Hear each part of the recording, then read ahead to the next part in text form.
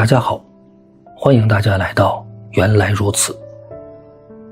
今天我们来分享的话题是好牧师的唯一标准。当我们进入教会，希望能够找到一群相亲相爱的弟兄姊妹，希望能够遇见一位能够引导人生的好牧师。可事实上，这样的教会在当今这个时代确实是不多的。很多基督徒都苦恼于自己找不到合适的教会。当然，这样的原因并不能完全的归咎于教会，基督徒自身也是有问题的。大卫·鲍森牧师曾说，世上没有完美的教会，如果你找到了一间完美的教会，那么这间教会会因为你的出现而变得不完美，因为你是不完美的。这句话对不对呢？说来也对，但是呢，也不对。完美这个概念其实是人在定义，然而人的眼光和神的眼光是不一样的。也许在人的眼里是完美的，但是在神的眼中却是千疮百孔。而在人眼中不完美的，也许却能得到神的祝福。圣经中的以弗所教会就是一间极力推动事工的大型教会。在人看来，这间教会的各个方面做的都是非常不错的，但是神却说他们已经背弃了起初的心，如果不悔改，神就会移走象征神同在的灯台。这是非常严重的事情。而菲拉铁非教会却是一间不起眼的小教会，没有经历什么大的患难，也没有做什么了不起的事工，但是这间教会却始终把神放在第一位。当然，你可能会说，教会不都是把神放在第一位的吗？今天有多少基督徒的家里都摆放着基督是我家之主的牌子，但是有多少人真的愿意基督来做主呢？难道不是有太多人他只是希望得到基督的祝福，而家里的大事小事还是希望自己来做主吗？教会也是如此，今天有这个意向，明天有那个活动，真的是神让你做的吗？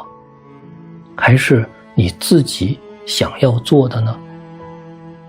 所以启示录的7间教会中，神说非拉铁非教会守住了他的道，没有弃绝他的名。所以非拉铁非教会并没有什么人眼中了不起的行为，但是却在神眼中这是得胜的教会。非拉铁非的意思就是弟兄相爱，但我们甚至不知道非拉铁非教会的监督，也就是牧养非拉铁非教会的牧师是谁。但是我们一定可以确信的是，非拉铁非教会一定有一个好牧师，而在这位好牧师的带领下，这间教会成为神眼中得胜的教会。所以今天我们就循着这样的一个主题，开始我们今天的分享，好牧师的唯一标准。可能开场白多了一点，我们这个频道大约每次分享的文案字数控制在3000字左右，而这样的一个前言似乎已经都超过800字了，超过了总字数的1/4。好多时候在写文案就是这样，好像还没有进入主题呢，字数就已经过半了。这个真不是我们有意的要消磨时间，真的把一件事情说清楚，其实真的没有那么简单。如果真的那么简单的话，圣经就不用写90多万字了。读圣经其实不是一件轻松的事情，但是对于基督徒来说，读圣经却是一件必须的事情。今天有太多的基督徒并没有读圣经的习惯，所以只凭主日礼拜聚会上牧师讲那么一点点东西，真的没有办法领会更多神的恩典。然而有一些基督徒他们是有读经习惯的，但是却只是在读而已，并没有理解圣经在说些什么，这样你能领会的也十分有限。所以对于基督徒来说，参加一个查经班，对于你而言可能是靠近神最有效的方式。所以也许你的教会比较弱，但是呢，如果你能找到一个好的查经班，对你的灵命成长那是非常有益处的。今天的网络如此的发达，即便身边没有好的牧者或者带领者，网络上有这么多好的资源，你也是可以利用的。找到几个同样渴慕的弟兄姊妹，大家在一起查经祷告，我想一段时间之后，你一定能很有得着。不过说到这里好像有一点点偏离今天的主题，其实也不算是。由于我们身处的国家、城市和环境各不相同，并不是每个基督徒都能在你所居住的地方找到一间好的教会。当然，如果你能找到，那是最好的。如果找不到呢，那怎么办？所以今天我们和大家分享，一定要考虑到方方面面的问题。不管是实体教会还是网络学习，其实总体上来说，标准还是可以统一的。虽然说同一位牧师能够跟随他的实体聚会，当然比在网络上要好很多，但是很多的时候我们是没有办法的，不在一个国家，不在一个城市，现实的条件并不允许我们能够去到那个地方，但我们可以尽量来领受来自于神的恩典。首先我们必须要明白的就是，对于一个基督徒来说，牧师是不是必要的？牧师是不是不可缺少的？在我们看来，作为基督徒来说，有一位牧师或者传道人，这是必须的。今天有一些基督徒说，我们不需要牧师，我们直接领受于来自神的教导，说基督徒就是小羊，牧羊人呢就是耶稣基督。今天的基督教讲的是众人皆祭司，大家在主里都是弟兄姊妹，牧师也是弟兄姊妹。我们不要再有天主教的那种神职人员和平信徒的区别，那些并不是圣经的真理。所以既然我们都是弟兄姊妹，那我们就直接领受来自于神的教导不就好了吗？事实上，今天真的有相当数量的基督徒就是这么做的。有一些是在小的家庭教会，也有的呢，虽然他在实体的教会中，却只是在这间教会中挂名的基督徒，在私下里他们还有一个小的群体，他们在一起主张寻求直接来自于神的教导。其实这是非常危险的行为。神在世上设立教会，并且赐下使徒、先知、传福音、牧师和教师这5重职分。这是教会的基本架构。耶稣基督在世上教导门徒，而这些跟随耶稣基督的门徒后来成为建立教会的使徒。圣经中明确教导，教会是需要设立监督，也就是长老和执事的。监督和长老基本可以理解为今天的牧师，执事是作为牧师的助手来服侍。我们曾经做过节目跟大家分享，今天的中文语言习惯中，牧师和执事其实我们在理解上是有一定的误区的。牧师的原文意思就是牧养，执事的原文意思就是仆人、帮手。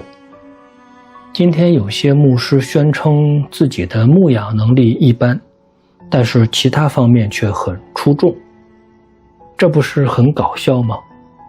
牧师不能牧养，那你还能做什么呢？今天出现了很多令人匪夷所思的牧师头衔，什么职场牧师、行政牧师、助理牧师、圣乐牧师、国度连接牧师。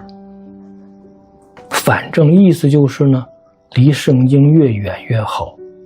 虽然是牧师，但是并不负责圣经的教导就对了。这真是这个时代的悲哀。执事就更不用说了，教会都有执事主席这个位置，听上去真的是很高大上的意思。但是如果按照执事的原意，应该叫做仆人，甚至按照他字根的意思，这个仆人其实是有奴仆、奴隶的意思。奴隶中还要设置主席这么一个位置吗？奴隶中还需要一个老大？一些大户人家都有很多的仆人，仆人中的老大就是管家。不过管家再大也是奴才，他不是主子，他的工作仍然是伺候人。今天的教会中执事明白他们是服侍人的吗？他们懂得自己应该更加的谦卑勤劳吗？这真是这个时代的悲哀。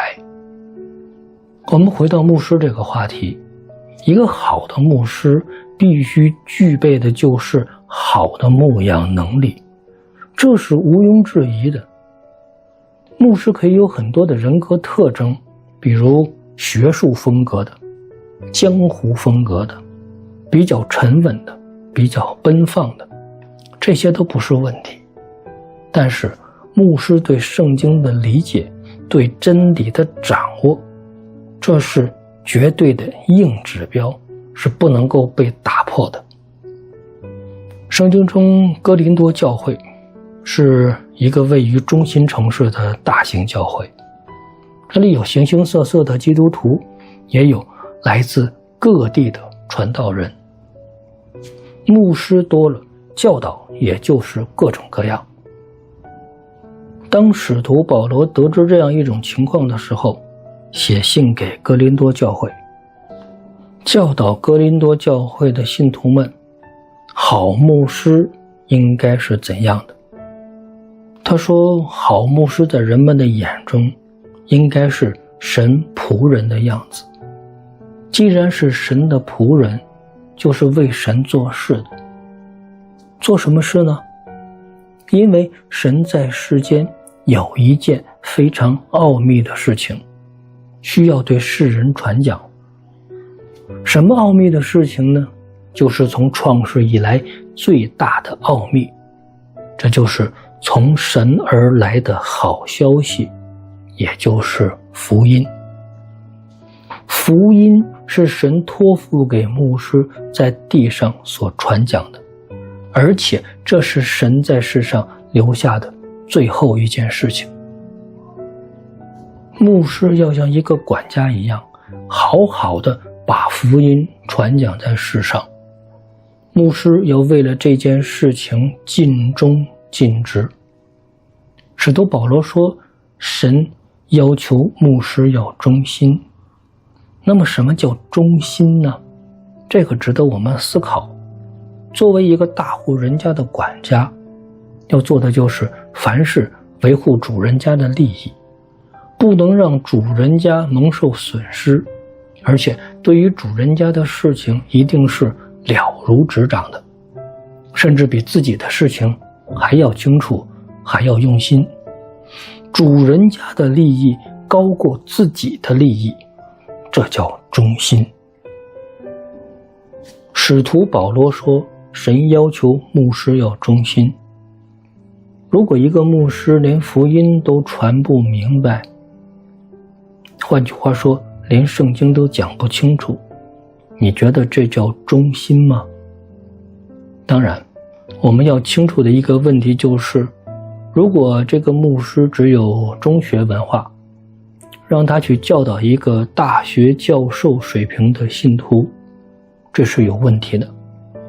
当然，在西方国家，牧师至少要有神学硕士以上的学位，否则是不能够被按立为牧师的。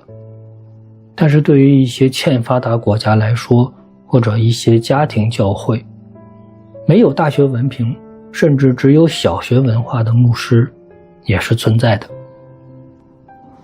但这并不是问题的关键，关键是小学文化的牧师能不能正确的向小学文化甚至文盲程度的信徒传讲出纯正的福音和正确的真理，能不能牧养好他所对应的信徒。